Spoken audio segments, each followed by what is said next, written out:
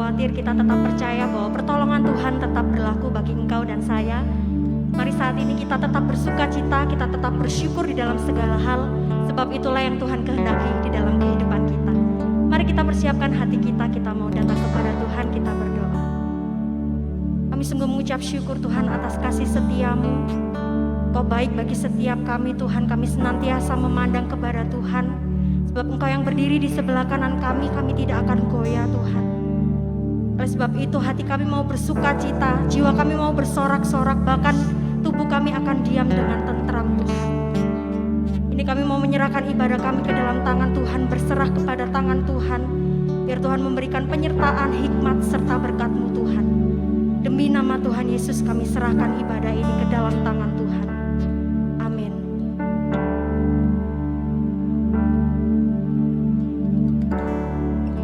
Mari saat ini kita membawa rasa syukur kita di hadapan Tuhan.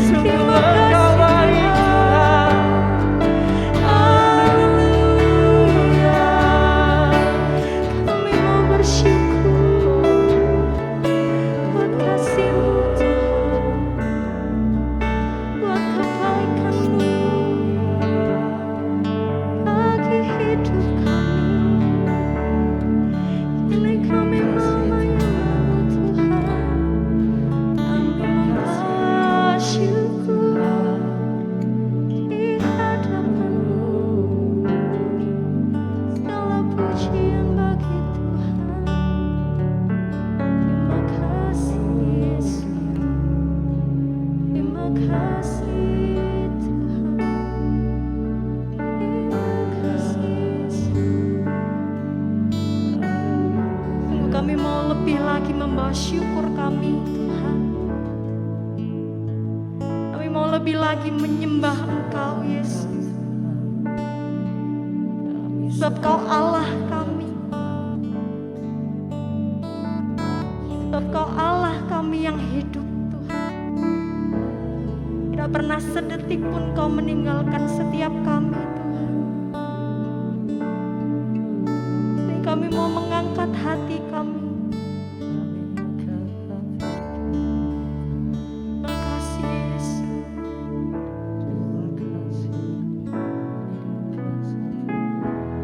Makasih, Tuhan. Ku sembah Engkau, Yesus.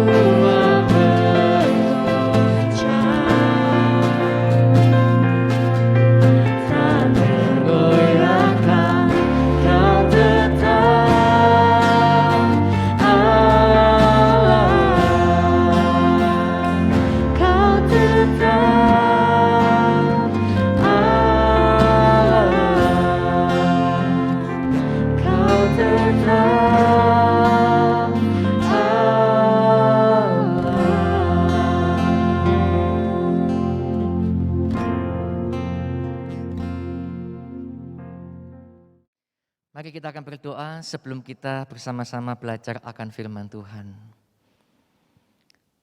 Biarlah pujian dan penyembahan kami menjadi sebuah persembahan yang harum bagi Tuhan.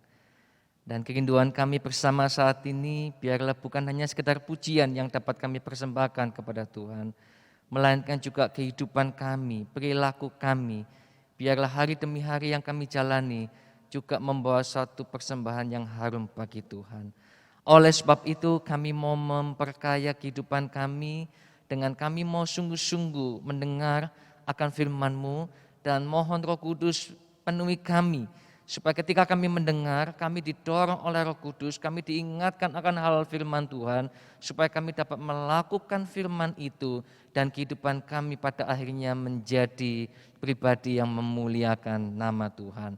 Di dalam nama Tuhan Yesus, dengan pikiran yang terfokus kepada firman-Mu, kami siap mendengarkan akan sabda-Mu. Haleluya. Amin. Tema khotbah kita pada hari ini adalah nasihat buat si pemalas. Nah, saya akan awali dengan pernyataan dari seorang teolog Inggris yang bernama J.C. Ryle. Di situ beliau mengatakan bahwa kemalasan adalah sahabat iblis. Dan kemalasan adalah cara yang paling jitu untuk memberikan iblis kesempatan merusak kita. Kita sama-sama tahu bahwa iblis bukan tipe pribadi yang memperbaiki seseorang, tetapi iblis selalu merusak. Sehingga ketika kemalasan ada dalam diri seseorang, J.C. Ryle mengatakan itu kita sedang bersahabat dengan iblis. Dan kalau kita sudah bersahabat dengan iblis, maka kita sedang memberi kesempatan kepada iblis untuk merusak kehidupan kita. Nah, mengapa bisa demikian? Perhatikan dengan apa yang dikatakan oleh Charles Spurgeon di sini. Kitab Amsal merupakan kitab yang memberikan teguran yang sangat keras terhadap pemalas. Karena, mengapa? Karena kemalasan merupakan induk dari banyak dosa. Jadi ketika kemalasan itu ada dalam diri seseorang, maka seseorang itu tidak hanya sebatas dirusak oleh iblis, tetapi juga muncul suatu melahirkan tindakan-tindakan kejahatan selanjutnya. Nah, bahkan bukan hanya sampai di situ, ada sebuah konsep atau gagasan yang sudah terkenal sejak abad yang ke-14, dan di situ dinamakan 7 dosa mematikan. Nah, konsep ini bukan hanya terkenal sejak abad yang ke-14, tetapi hingga sampai sekarang ini itu tetap dipercaya oleh beberapa teolog-teolog yang ada. Dan di dalam dosa mematikan ini, di dalam 7 dosa mematikan ini merupakan daftar dosa-dosa yang mana manusia sering menghadapinya dan bahkan secara tidak sadar melakukannya. Dan bahayanya adalah ketika 7 dosa ini terus menerus dilakukan dalam kehidupan seseorang, maka pada akhirnya mautlah yang akan dialami oleh orang tersebut. Dan perhatikan, salah satu daftar dari 7 dosa mematikan ini adalah kemalasan. Saya memberi gambaran seperti ini, seperti yang terdapat pada ayat 11 pasal 6 dari kitab Amsal, bahwa akibat dari kehidupan orang yang malas adalah datanglah kemiskinan. Nah, saat seseorang mengalami kemiskinan yang terus berkepanjangan, lalu dia menjalani kehidupan dan terus mengalami penderitaan dan penderitaan, kehidupan ekonominya tak tertahankan lagi, maka kerap kali orang yang seperti ini cenderung akan melakukan tindakan dosa. Dosa apa yang mungkin dia perbuat? Bisa saja mencuri, bisa saja merampok, bisa saja menipu, bisa saja berbohong, dan yang lebih bahayanya lagi adalah bisa saja membunuh. Dari satu sifat kemalasan ini menimbulkan banyak dosa. Itulah kenapa disebut 7 dosa mematikan. Karena pada akhirnya bisa mendatangkan maut dalam diri si pemalas. Itulah sebabnya mengapa kitab Amsal begitu serius menegur dengan keras kepada si pemalas ini, yaitu sebab pada hakikatnya kemalasan adalah sifat yang sangat berbahaya bagi kehidupan seseorang karena dapat melahirkan tindakan kejahatan-kejahatan yang lain, dapat melahirkan dosa-dosa yang lain, bahkan bukan hanya dosa yang dia perbuat, bahkan maut pun akan datang dalam diri si pemalas. Nah, bagaimanakah ciri-ciri sifat dari si pemalas itu? Mari kita perhatikan, ada beberapa ayat yang penulis kitab Amsal tunjukkan. Yang pertama, yaitu suka tidur. Di dalam Amsal pasal yang ke-6 ayat 11, hai pemalas, berapa lama lagi engkau berbaring? Bilakah engkau akan bangun dari tidurmu? Ayat yang ke-10, tidur sebentar lagi, mengantuk sebentar lagi, melipat tangan sebentar lagi untuk tinggal berbaring. Yang kedua, bagaimanakah ciri-ciri sifat dari si pemalas itu? Adalah suka bermimpi dan tidak pernah terwujud. Amsal 13 ayat keempat, hati si pemalas penuh keinginan tetapi sia-sia. Sedangkan hati orang rajin diberi kelimpahan. Amsal 21 ayat yang ke-25, si pemalas dibunuh oleh keinginannya karena tangannya enggan bekerja. Jadi tipe pemalas ini hanya memiliki mimpi yang besar, tetapi tidak mau untuk bekerja keras mewujudkan mimpi itu. Jadi hanya sebatas mimpi, tetapi tidak pernah ada keinginan untuk mewujudkannya. Yang ketiga, ciri-ciri sifat dari si pemalas adalah selalu punya alasan. Amsal 22 ayat yang ke-13. Si pemalas berkata, ada singa di luar, aku akan dibunuh di tengah jalan. Sekali lagi, orang malas itu selalu punya 1000 alasan, 1.000.000 alasan untuk membuat dia tidak bekerja. Sekalipun ada yang menawarkan dia suatu pekerjaan, mendorong dia untuk bekerja, tetaplah dia selalu punya alasan untuk tidak bekerja. Yang keempat, menganggap dirinya jauh lebih tahu dan bijak dari orang lain. Di dalam Amsal 26 ayat yang ke-16, si pemalas menganggap dirinya lebih bijak daripada 7 orang yang menjawab dengan bijaksana. Luar biasa. Orang malas ini selalu menolak nasihat. Orang malas ini selalu menolak masukan. Dan orang yang malas ini selalu menolak bantuan dari orang-orang yang ingin mengajarinya bagaimana supaya dapat hidup mandiri. Karena dia merasa diri sok tahu, sudah tahu apa yang dia lakukan ini sudah benar. Nah ini ciri orang yang malas, menganggap dirinya jauh lebih tahu dan lebih bijak dari orang lain. Yang berikutnya yang kelima, orang malas kerap kali tidak dapat menyelesaikan apa yang sudah dimulai. Ya, cenderung tidak dapat menyelesaikan apa yang sudah dimulai. Amsal 12 ayat 27, orang malas tidak akan menangkap buruannya, tetapi orang rajin akan memperoleh harta yang berharga. Amsal 19 ayat 24, si pemalas mencelup tangannya ke dalam pinggan, tetapi tidak juga mengembalikannya ke mulut. Jadi orang malas ini punya 1.000.000 proyek yang telah dimulai, tetapi tidak pernah ada satupun yang terselesaikan. Dan yang terakhir ciri dari sifat pemalas adalah orang malas ini selalu merugikan orang lain. Amsal 18 ayat yang ke-9. Orang yang bermalas-malas dalam pekerjaannya sudah menjadi saudara dari si perusak. Kita melihat ciri-ciri sifat pemalas semuanya kalau kita perhatikan. Sekali lagi tidak ada yang baik dalam diri si pemalas. Maka dari itu penulis kitab Amsal memberikan nasihat. Hai pemalas, belajarlah dari kehidupan si semut. Makhluk yang kecil ini dapat mengajari si pemalas. Nah, mari kita perhatikan, ini menarik sekali.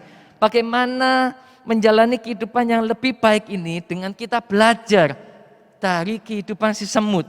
Nah, yang pertama adalah si semut memiliki motivasi diri.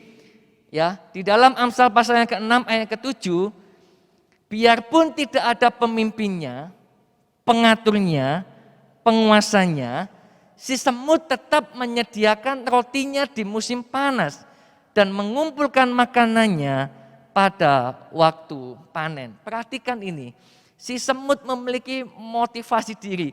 Sekalipun tidak ada pemimpin, sekalipun tidak ada penguasa, sekalipun tidak ada yang mengatur, si semut ini memotivasi diri, saya tetap harus bekerja, saya harus tetap melakukan sesuatu, saya harus tetap mengumpulkan makanan di musim yang panas, supaya nanti di musim yang dingin, saya masih dapat bertahan untuk hidup. Si semut sekalipun tidak ada yang ngatur kehidupannya, tidak ada yang ngomeli hidupnya, dia tetap bekerja dengan baik. Nah, bagaimana dengan kita yang memiliki kelebihan jauh lebih dari semut? Di waktu kita bekerja, sudahkah kita bekerja dengan baik? Ketika ada pemimpin kita bisa menghasilkan 100% dari pekerjaan kita. Namun ketika tidak ada pemimpin, masihkah kita bisa menghasilkan 100%? Ketika ada pemimpin, kita bekerja dengan sungguh-sungguh. Tetapi di waktu enggak ada pemimpin, masihkah kita tetap bekerja dengan sungguh-sungguh?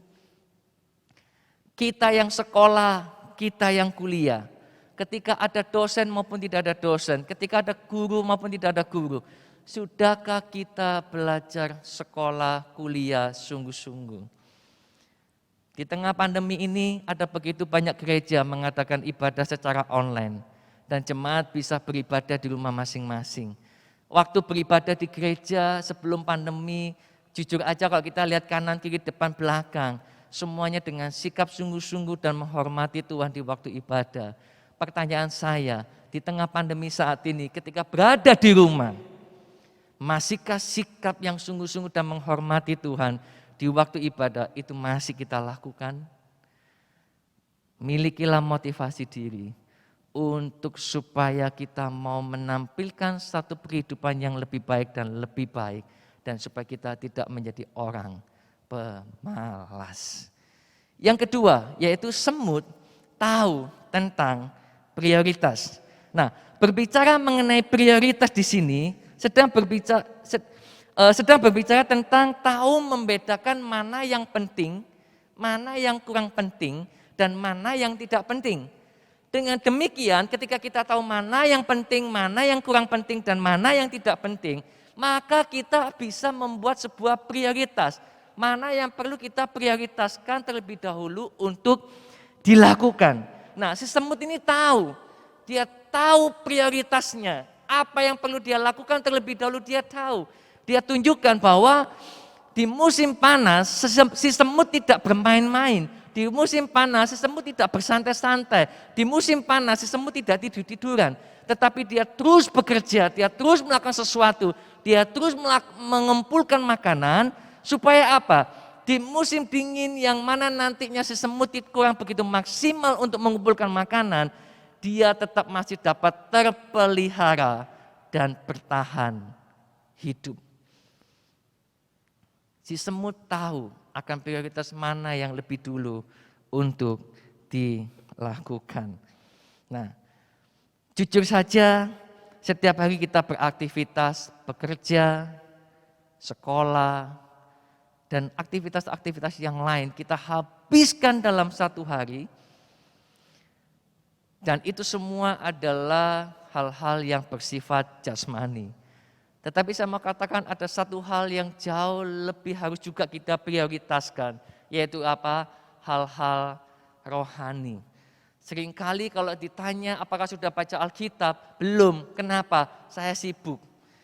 Sudah berdoa? Belum. Kenapa? Saya kelelahan karena pekerjaannya begitu padat. Hati-hati. Hal rohani janganlah pernah disepelekan. Bahkan hal rohani harus menjadi prioritas. Harus kita lakukan terlebih dahulu.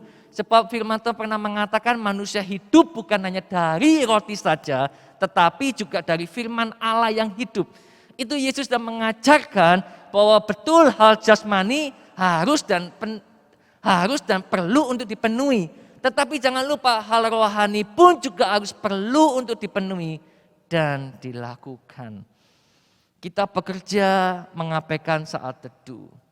Kita pelayanan beribadah ke gereja, rumah tangga, keluarga, suami, istri, anak terbengkalai, itu pun juga tidak baik. Jadi di sini saya sedang tidak mengajarkan harus terus rohani, ke gereja, doa, semua, tetapi tidak bekerja. Ke gereja, pelayanan, doa, tetapi keluarga terbengkalai. Tidak demikian. Ketika kita tahu prioritas, maka dalam satu hari itu kita akan bisa memilah mana yang lebih penting untuk saya lakukan dan mana yang kurang penting. Dan mana yang akan nantinya saya lakukan terlebih dahulu dan mana nantinya yang saya tunda. Yang ketiga adalah ketika kita dapat belajar apa dari kehidupan semut. Semut tidak mengharapkan orang lain melakukan pekerjaannya. Nah, kalau seumpama kita ini dapat mengunjungi dunia semut, mempelajari gudangnya semut, maka di situ kita akan melihat bahwa tidak ada satupun semut yang berdiam diri. Tidak ada satupun semut yang hanya melihat temannya jalan sana sini ngumpulin makanan, lalu dia cuma hanya gini aja santai-santai melihat temannya bekerja. Tidak akan pernah kita jumpai seperti itu. Demikianlah dengan kehidupan kita. Tuhan memanggil setiap kita adalah untuk melakukan sesuatu yang Tuhan ingin supaya kita lakukan untuk kemuliaannya. Nah, sama-sama kita tahu di dalam Kejadian pasal yang kedua ayat yang ke-15, Tuhan Allah mengambil manusia itu dan menempatkannya dalam Taman Eden untuk apa? Nah, mengusahakan dan memelihara. Ini ada aktivitas. Jadi pada waktu Allah menciptakan manusia, Allah tidak ingin manusia ini nganggur. Allah tidak mau manusia ini hanya bersantai-santai tidur-tiduran. Tetapi Allah memberikan satu tugas, panggilan. Usahakan dan peliharalah Taman Eden ini. Demikian dengan di dalam Yohanes pasal 5 ayat yang ke-17. Selain kita yang harus bekerja, Allah sendiri pun juga bekerja. Dan kalau Allah kita bekerja, kita sebagai anak juga harus menjadi pribadi yang bekerja. Tetapi ia berkata kepada mereka, Bapakku bekerja, maka sampai sekarang aku pun bekerja juga. Jadi kerja sesungguhnya adalah sesuatu hal yang tidak pernah bisa dilepas dari kehidupan manusia. Kita yang naturnya sebagai manusia diciptakan serupa dan segambar dengan Allah, maka kita harus bekerja. Justru sebaliknya ketika ada seseorang khususnya orang Kristen yang tidak bekerja, dia sesungguhnya sedang mengingkari jati dirinya sebagai pribadi yang diciptakan serupa dan segambar dengan Allah. Jadi kerja adalah sesuatu yang menyatu dengan manusia sebagai pribadi yang telah diciptakan serupa dan segambar dengan Allah. Sebagai kesimpulan dan akhir dari khotbah ini, maka saya akan menyampaikan mengenai ada 3 bentuk kemalasan yang perlu untuk kita ketahui, kita waspadai, dan kita hindari. Yang pertama adalah bentuk kemalasan jasmani.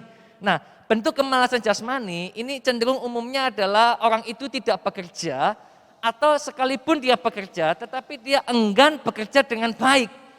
Nah, tipe orang seperti ini adalah tipe orang yang memiliki kemalasan jasmani karena dia tidak totalitas dengan pekerjaannya tetapi setengah-setengah. Nah, apa akibatnya yang terjadi kepada mengapa orang itu bekerja kenapa seseorang itu tidak bekerja? Mengapa orang itu bekerja dengan enggan? Karena pekerjaan dianggap sebagai beban. Nah, kalau sudah pekerjaan itu dianggap sebagai beban, dia tidak bekerja, dia tidak menghasilkan yang totalitas dalam pekerjaannya, maka akibatnya apa? Kemiskinan, jadi beban, dan batu sandungan. Lalu bagaimana supaya bisa mengatasi kemalasan jasmani ini?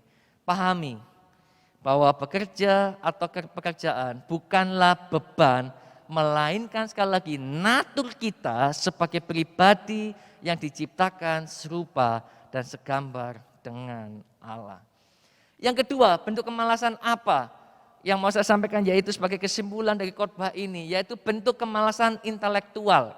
Nah, bentuk kemalasan intelektual ini adalah seseorang yang tidak mau atau enggan untuk belajar dan berpikir kritis. Nah, apa akibatnya jika seseorang tidak mau belajar atau enggan untuk berpikir kritis? yaitu orang ini akan mudah percaya pada berita yang bohong atau tidak alkitabiah. Jujur aja kalau kita perhatikan terakhir ini, ketika masa-masa gencarnya pelaksanaan vaksin, ada begitu banyak orang Kristen yang percaya bahwa ketika divaksin itu ada kandungan chip di dalamnya, sehingga takut untuk divaksin. Lalu percaya juga bahwa vaksin ini merupakan satu peristiwa akhir zaman, di dalamnya ada 666, percaya juga dengan hal itu. Nah, inilah akibat seseorang Kristen yang enggan untuk belajar Alkitab. Dan dalam lingkup kerohanian gerejawi, bila seorang Kristen yang enggan untuk belajar Alkitab, maka juga apa akibatnya? Dia tidak memiliki pedang roh. Nah, kalau sudah tidak memiliki pedang roh atau pengetahuan kebenaran-kebenaran firman Tuhan, maka pertanyaan saya adalah, dapatkah ia bertahan hidup di medan laga peperangan rohani? Dapatkah ia mempertahankan imannya, kesetiaannya, ketaatannya di tengah penderitaan yang dia alami? Dapatkah orang Kristen itu hidup berintegritas, takut akan Tuhan ketika cobaan itu datang dalam kehidupannya? Kita bisa sama-sama membuat penilaian dan jawaban. Mustahil orang itu bisa bertahan bila dalam kehidupannya tidak ada kebenaran-kebenaran firman Tuhan yang diketahui dan dialami. Maka bagaimana mengatasi kemalasan intelektual ini? Jalani proses kehidupan kekristenan kita dengan selalu belajar dan belajar firman Tuhan. Yang ketiga, yang terakhir adalah bentuk kemalasan apa yang mau saya sampaikan, yaitu bentuk kemalasan rohani. Kemalasan rohani di sini dikaitkan dengan kemalasan seseorang yang tidak atau enggan untuk terlibat dalam tertib atau disiplin rohani, semacam berdoa, berpuasa, dan beribadah. Nah, apa akibatnya bila ada seorang Kristen yang enggan untuk disiplin rohani setiap hari dalam kehidupannya, untuk setiap hari nggak pernah doa, setiap hari nggak pernah baca Alkitab, beribadah ya minggu pertama datang, minggu kedua enggak, minggu ketiga datang, minggu keempat enggak. Maka dia akan menjadi orang Kristen yang suam-suam kuku. Nah, menjadi orang Kristen yang suam-suam kuku ini adalah menjadi orang Kristen yang enggak jelas, panas enggak, dingin enggak. Dan pada akhirnya dia menjadi orang Kristen yang tidak berguna. Nah, kalau sudah menjadi orang Kristen yang tidak berguna, maka sesuai dengan firman Tuhan, Allah akan memuntahkan orang tersebut. Bagaimana mengatasi kemalasan rohani ini? Tetaplah lapar dan haus akan Allah dan kebenarannya. Mengapa kita harus tetap lapar dan haus kepada Allah dan kebenarannya? Karena kita sama-sama menyadari bahwa kehidupan kita mulai dari A sampai Z itu semua karena anugerah Allah. Amin. Kita hidup sampai saat ini karena anugerah Allah. Nah, kalau kita sudah mengecap mengalami anugerah Allah, maka itu seharusnya menimbulkan satu lapar dan haus terus kepada Allah. Ingin terus menjalin persekutuan dengan Allah dengan berdoa. Ingin terus memiliki satu perjumpaan dengan Allah dengan setia hadir di dalam ibadah. Maka saya percaya ketika kedisiplinan rohani ada di dalam diri kita, kita tidak akan menjadi orang Kristen yang suam-suam kuku. Tetapi lebih bahayanya lagi adalah ketika kita menyembunyikan kemalasan rohani ini di atas lubung kesibukan kita. Kita tidak berdoa, kita tidak baca Alkitab, kita tidak beribadah, kita tidak melayani karena alasan, oh saya sibuk. Kenapa tidak berdoa? Oh hari ini padat sekali pelayanan saya. Loh, hati-hati dengan alasan-alasan seperti itu. Itu salah satu tanda kita sedang mengalami kemalasan rohani. Kiranya firman Tuhan ini akan menolong kita semua menjadi pribadi yang tidak malas. Sebab sifat pemalas pada hakikatnya adalah sesuatu yang sangat berbahaya dan bisa mendatangkan maut dalam kehidupan orang yang malas. Mari kita berdoa. Bapa di surga, firman-Mu sungguh telah mencerahkan kami kembali. Dan sekiranya ada dalam diri kami sifat kemalasan, Maka pagi ini kami mau mengatakan kepada Tuhan, Tuhan aku mau berubah. Maka sekali lagi tolonglah Roh Kudus, kami mohon kepada Engkau Roh Kudus.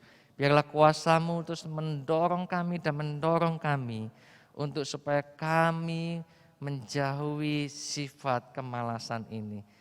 Dan kami mau menjadi pribadi yang hari demi hari ke depannya menjadi pribadi yang terus produktif dan terlebih membawa kemuliaan dan kemuliaan bagi nama Tuhan. Ini doa kami di dalam nama Tuhan kami berdoa. Amin. Tuhan Yesus memberkati kita semua. Kemanakah aku dapat pergi? Terpujilah Tuhan, hari demi hari Ia menanggung bagi kita. Allah adalah keselamatan kita. Shalom Jemaat Anugerah, perkenankan saya menyampaikan pengumuman gereja Minggu 22 Agustus 2021. Dan kau dekat.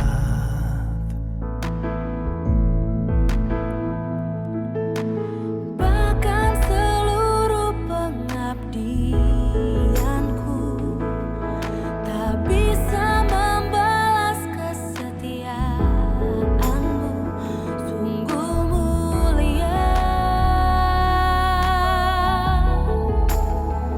dan berharga. Sungguh besar pengorbananmu bagiku,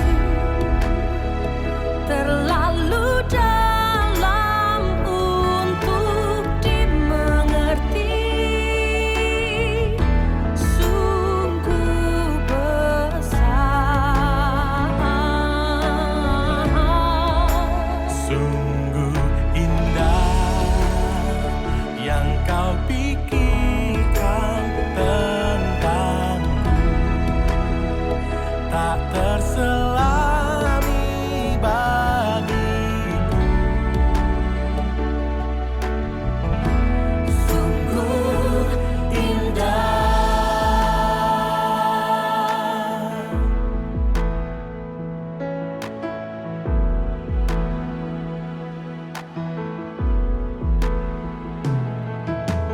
Bahkan seluruh pengabdianku tak bisa membalas kesetiaanmu, sungguh mulia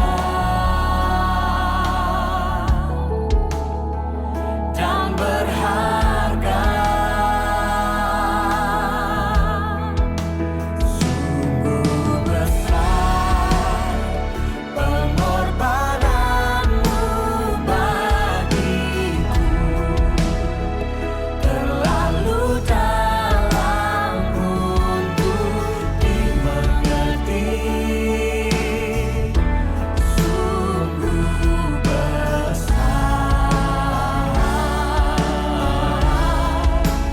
sungguh indah yang kau pikirkan tentangku, tak terselami bagiku. Sungguh indah. Nyanyikanlah mazmur bagi Tuhan, hai orang-orang yang dikasihinya, dan persembahkanlah syukur bagi namanya yang kudus. Mari masuk dalam hadirat Tuhan dan bermazmur bagi namanya dalam Anugerah Prayer Meeting yang diadakan pada hari Kamis 26 Agustus 2021 pada pukul 7 malam melalui sarana Zoom. Bagi teman-teman yang berusia 12 sampai 18 tahun dapat mengikuti ibadah Teens Prayer Meeting yang diadakan setiap hari Jumat pukul 7 malam melalui sarana Zoom. Untuk info lebih lanjut dapat menghubungi nomor berikut atau cek Instagram @anugerah_teen. Demikian pengumuman gereja minggu ini. Selamat hari Minggu dan Tuhan Yesus memberkati.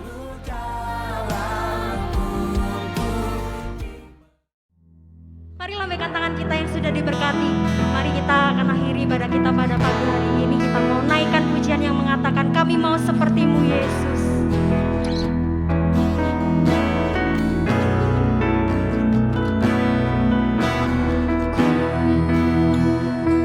Mau seperti-Mu Yesus, sempurnakan selalu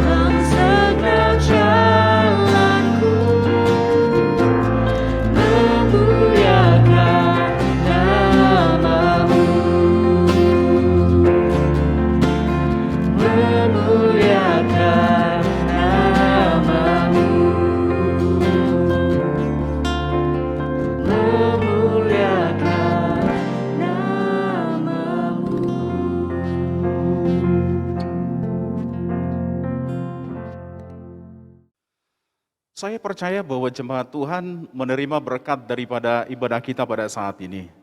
Dan kita akan menerima 2 berkat yang daripada Tuhan. Kita akan berdoa. Mari berikan hatimu di hadapan Tuhan. Kami bersyukur ya Tuhan buat kesempatan beribadah yang Tuhan berikan bagi kami. Karena semuanya ini adalah mengerjakan kekudusan di dalam kehidupan kami. Dan kami juga bersyukur atas penebusan Tuhan. Kematian-Mu di kayu salib bukan saja memberikan kekekalan dalam hati kami dan juga pengharapan dalam kekekalan. Kematian-Mu di kayu salib juga akan memperbaharui hidup kami, mengubah karakter kami. Tatkala hidup kami dan karakter kami diubahkan, maka pelayanan-pelayanan yang Tuhan percayakan akan berjalan secara efektif. Pada saat ini ya Tuhan, melalui firman-Mu yang Kau ajarkan kepada kami, agar kami Tuhan menjauhi apa yang dinamakan kemalasan. Ketika kami malas, maka pekerjaan-pekerjaan pelayanan yang Tuhan percayakan kepada kami itu akan banyak tertunda dan kami tidak akan menjadi berkat. Oleh sebab itu kami mohon pada Tuhan untuk Engkau memberkati kami jemaat Tuhan. Kiranya Engkau berikan kepada kami satu komitmen yang sungguh di hadapan Tuhan untuk melakukan firman Tuhan. Dan juga Engkau berikan kepada kami satu kesungguhan hati untuk mencari hikmat Tuhan. Karena di dalam hikmat Tuhan kami melihat satu karakter ketika kami lakukan dengan sungguh-sungguh, yaitu karakter di dalam Tuhan, maka itu mendatangkan kebaikan kepada kami dan juga kepada kerajaan Tuhan. Di dalam nama Tuhan Yesus, berkatilah kiranya jemaat Tuhan pada saat ini, dimanapun mereka berada. Mari saudara jemaat Tuhan, angkat tanganmu, adakanlah hatimu dan wajahmu kepada Tuhan. Berkat kasih karunia dari Allah Bapa Surgawi, cinta kasih daripada Yesus Kristus, dan persekutuan Roh Kudus akan memampukan engkau, akan menuntun engkau, dan membuat engkau menjadi berbeda mulai saat ini dan seterusnya bagi kemuliaan Tuhan. Di dalam nama Tuhan Yesus.